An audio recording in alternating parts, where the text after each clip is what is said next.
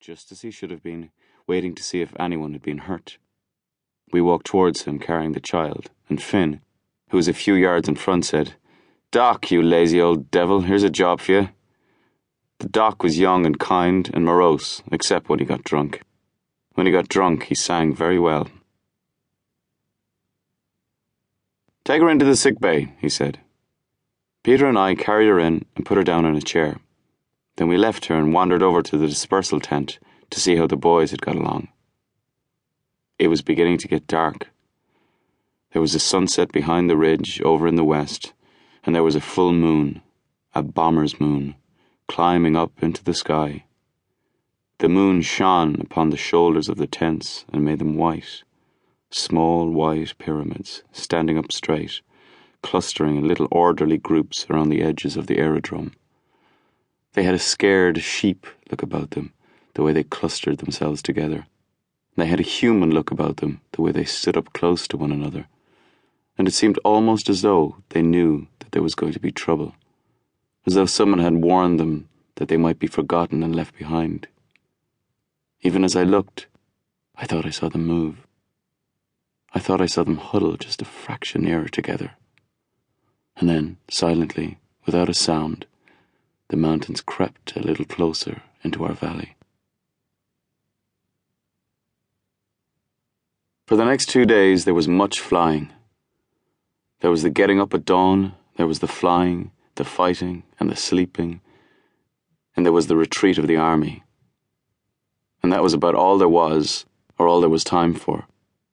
But on the 3rd day the clouds dropped down over the mountains and slid into the valley, and it rained. So we sat around in the mess tent drinking beer and resinato, while the rain made a noise like a sewing machine on the roof. Then lunch. For the first time in days the whole squadron was present. 15 pilots at a long table with benches on either side, and Monkey, the CO, sitting at the head. We were still in the middle of our fried corned beef when the flap of the tent opened and in came the Doc with an enormous dripping raincoat over his head, and with him, under the coat, was the little girl. She had a bandage around her head. The Doc said, "Hello, I brought a guest." We looked around and suddenly, automatically, we all stood up.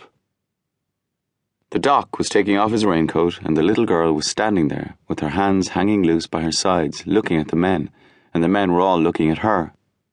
With fair hair and pale skin, she looked less like a Greek than anyone I've ever seen. She was frightened by the 15 scruffy-looking foreigners who had suddenly stood up when she came in, and for a moment she half turned as if she were going to run away out into the rain. Monkey said, "Hello. Hello there. Come and sit down." "Talk Greek," said the doctor. "She doesn't understand." Finn and Peter and I looked at one another and Finn said, "Good God, it's our little girl. Nice work, Doc."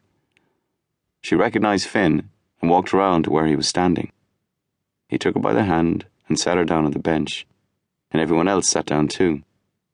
We gave her some fried corned beef and she ate it slowly, looking down at her plate while she ate. Monkey said, "Get Pericles." Pericles was the Greek interpreter attached to the squadron. He was a wonderful man we'd picked up at Yanina, where he'd been the local school teacher. He'd been out of work ever since the war started. "The children do not come to school," he said. "They are up in the mountains and fight. I cannot teach sums to the stones." Pericles came in. He was old, with a beard, a long pointed nose and sad grey eyes. You couldn't see his mouth, but his beard had a way of smiling when he talked. "Ask her name," said Monkey. He said something to her in Greek. She looked up and said, "Katina." That was all she said. "Look, Pericles," Peter said. "Ask her what she was doing sitting by that heap of ruins in the village." Finn said, "For God's sake, leave her alone." "Ask her, Pericles," said Peter. "What should I ask?" Pericles said, frowning. Peter said, "What was she doing sitting on that heap of stuff in the village when we found her?" Pericles sat down on the bench beside her, and he talked to her again. He spoke gently, and you could see that his beard was smiling a little as he spoke, helping her. She listened, and it seemed a long time before she answered.